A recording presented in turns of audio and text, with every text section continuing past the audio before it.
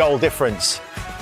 One goal better than Spurs at this stage, but those two are the only two teams right now with maximum points. That could, of course, change.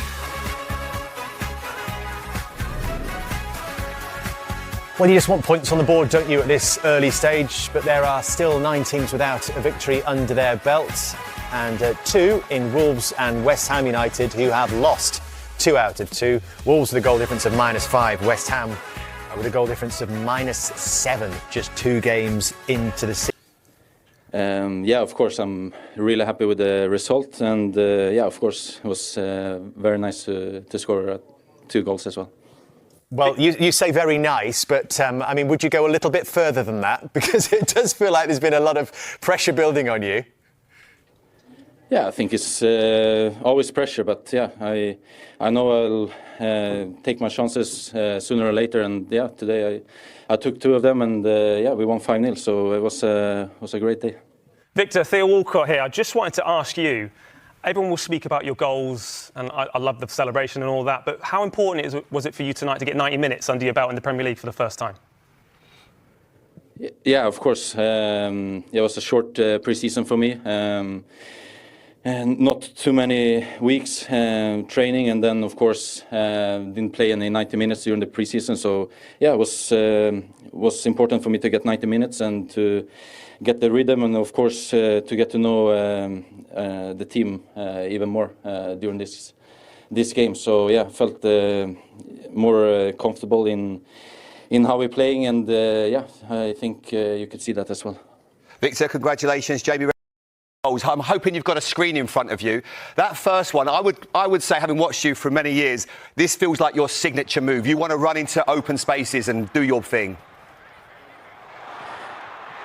Yeah, I mean, I think I'm comfortable when the ball is coming in behind, especially on the left. And then, yeah, cutting inside, and I know I'll take the chance when I have it like that, and yeah, it was a nice goal to start off with.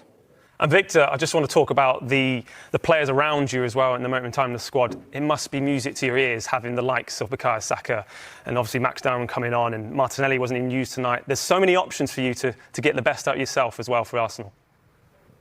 Yeah, I mean, yeah, we have so many amazing players going forward, and I think for me it's just important to be in the right place, and yeah, doing the movements that I'll do during the game, and then yeah, I think I'll get a lot of chances during the season.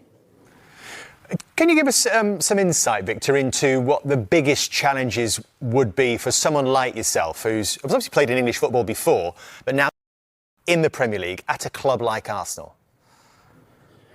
Yeah, of course, it's difficult. I think all the teams we play against want to challenge us and do it difficult for us. So yeah, we have to prepare for every game as best as possible. But yeah, we have an amazing team, and we train well and we work hard every day. So yeah, it's just keep going like this. We started off well now with 2 wins, 2 clean sheets, and a lot of goals. So yeah, I think we're on the right path. But yeah, we can always do better and improve. So yeah, that's the aim. Well, the good news is, from a personal level, you're averaging a goal a game now, 2 games into the Premier League season. And I think you've got a couple of celebrations to choose from moving forward, Victor, because we saw the usual one, but then the hair has been added as well. Now, I don't know if there's anything in this, Victor, but did some people say last week you had more touches of your hair than of the ball at Old Trafford? Has that got anything to do with that? Yeah, it might be. Yeah, it could be. Like that, yeah. Well, that's a lovely way to answer any critics. Victor, congratulations, and thanks for speaking to us. Thank you very much. Well done, Victor. Well done. I mean, I'll tell you one thing. There's no way you'd have answered that question if he'd have been here. You'd never studio, wouldn't you? He's a big boy. He's a big guy. He's a big guy. Do you think that power is going to frighten some defences this season? I do, because I just don't feel like it gives you any second to rest.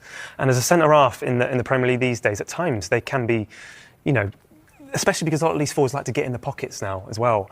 They don't like to play against these guys who want to always be testing them in positions they want and isolating them into areas they don't want to be. So for me, I just think he's going to have a lot of joy, and even in set pieces as well, he's an absolute handful to deal with. So look, this is obviously Timber's second goal, who just doesn't give up, and it was a slight... So we're going back to the goal here with Timber. There's a slight Disappointing from an Arsenal perspective to see a couple of injuries, including to Saka. We know he had that hamstring injury in December 2024. He was out for 3 months, and today it was the other hamstring. Well, that was a relief to know, because obviously having an operation on an hamstring injury says that it's very, very serious. So it would have been quite disappointing and sad to hear that it would have been the same one. So, I'm sure that at this stage of the season, the second game in, obviously he's felt something, and he's done the right thing. Instantly just go down, make sure that you can catch it early, and then hope it's not too serious. But hamstring, depending on what they are, we're talking 4, maybe 6 weeks. So they can't afford him out as long as last year. No, but the thing is, you say that now, Jim, but this is why the signings, Madueke can play this side, Yeah, he can play this side, but the level of Saka, to lose that for this long, for me, I think it's going to be too much. Of course, that's going to affect anybody, but this is why you bring in a Madueke so as he can come and get to the... I'm not saying to play like Saka, but fill that gap. He plays on that side, that's where he likes to play. Fill that gap until Saka comes back, because he's got a chance now. And the only disappointing thing is, hopefully he'll recover very soon. Hopefully Odegaard will as well, but it's Liverpool up next. That's a massive game, Wrighty. Yeah, but and it's good that it's as early as it is. We'll be able to feel each other out and see what's going to be like, because they look very good. I don't think we've played as well as we can, and we've still got 6 points up to this point. So there's still a lot more to come from us. So it's a game to look forward to. Liverpool at Anfield, absolutely. Yeah, 2 teams going for that Premier League title early on. It is a very exciting game indeed, and we may well see Eze in an Arsenal shirt. Yeah, for sure. Especially with how the injuries have panned out. If Odegaard's not fit. Yeah, for sure. I think for Arteta, it's not about that Eze is playing. It's about what is the best position for him, and how can I get the best out of him for my team. Now Saka is not. I don't think that he's going to be there. Hopefully Odegaard, yes, but it's now slotting him in and letting him spread his wings and go for it. You can't help but smile when you just look at that footage, can you, Wrighty? Listen, it's just like, he's meant to be there. Unfortunately for Martin Odegaard, he gets an injury at this time, but that would have been a massive problem for us last season, like it was when we lost him. But now, and I'm not saying that we don't want Martin Odegaard around him, but we've got a player that could come in and fill that space, and that is what we need to be doing as a team that's trying to win the Premier League. And he's fit. And he's fit. Yeah, and he's always fit. And the fact is, we need players like that to come in and get to the level and keep the levels where they are, so you can continue to challenge. And this is what Alberto has done. This is what he's done. He's put depth into the squad and quality into the squad. And you're impressed with how quickly Arsenal acted to bring last weekend. Before you know it, as it looked as though he could have gone to Spurs, they weren't quick enough. He's now in an Arsenal shirt. And now Odegaard's injured, and we don't know how long that might be for. It's like the timing is just perfect for Arsenal to have brought him in. I'm actually surprised that it has taken that long. I would have wanted to see him there earlier on in the season, because he's the kind of player. Forget about Havertz getting injured. He's the kind of player that they really needed. They've been flirting for a while, and then the flirtation stopped. And then when it happened with Havertz, then the deal got done. But for me, they should have already had done this deal and already slotted him in for me.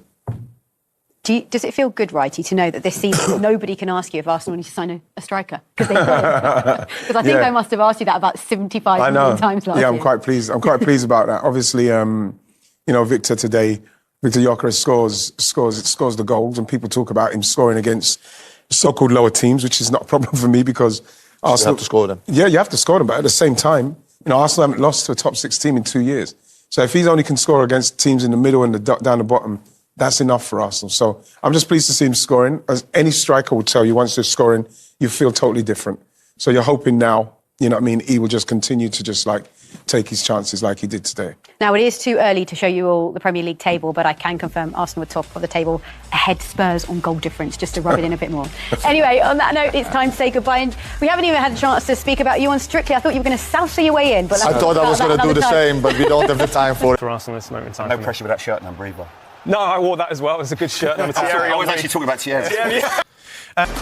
Well, Jurien, they couldn't stop you tonight, could they? 2 goals and an assist. Been practicing your finishing? Yeah, special day. I think a nice first home game of the season. You felt the energy of the crowd. The team played really well. Clean sheet again, also important, but special day, scoring 2 times, assisting as well. Gonna enjoy this day. I spent some of that second half looking back through your record to try and find another game where you'd scored 2. When was the last time?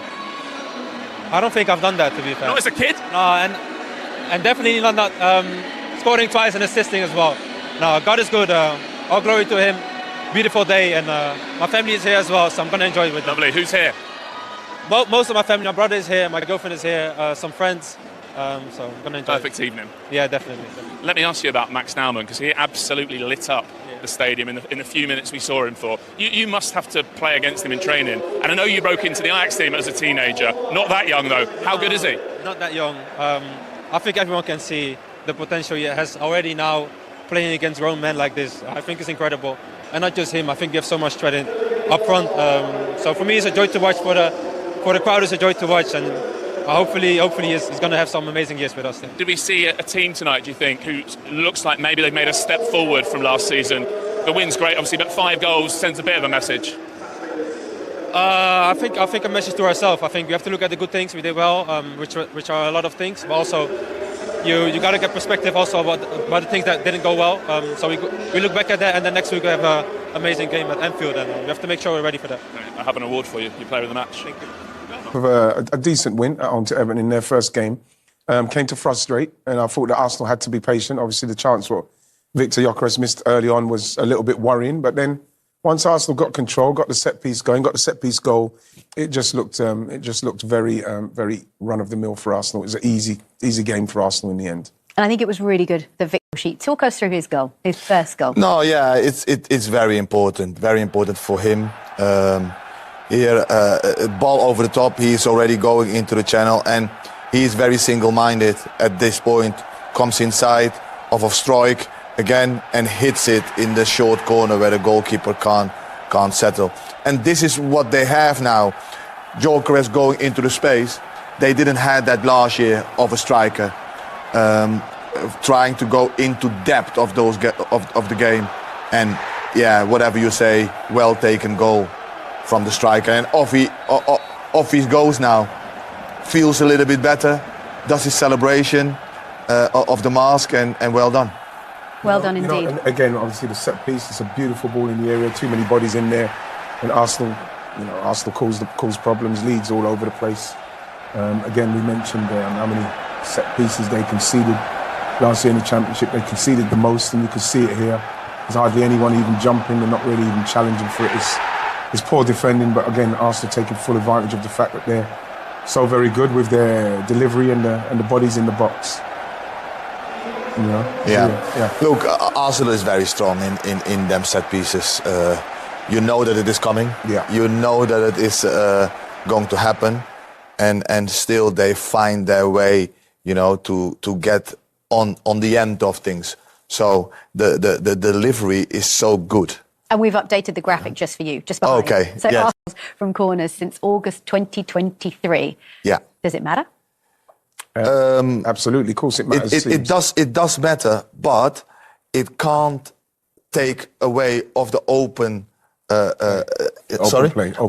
goals. Mm-hmm. Yeah, you have to be more on top of your open play goals. You do that, you have such a big chance of becoming champion. It's the second game of the season. They're still playing in, still finding out how people are going to play, because that first goal, what Gyokeres scored there, when the ball went inside to Calafiori, he didn't even look. So when that happens, they know he's going. You know, midfielders will know he's going, so they won't even be looking. They'll be looking to put it in there. So those are the things that you're hoping in the next few weeks will iron themselves out, get to know the team, and then maybe we start seeing goals instead of set pieces. No. I like the set pieces. But you're saying it's not the only way, and you need to have more. They can't be dependent of it. Did they show today that they're not dependent on it, though? Yes, they did. But I would have wanted Gyokeres to score the 1-0 on the chance in an open play. Yeah?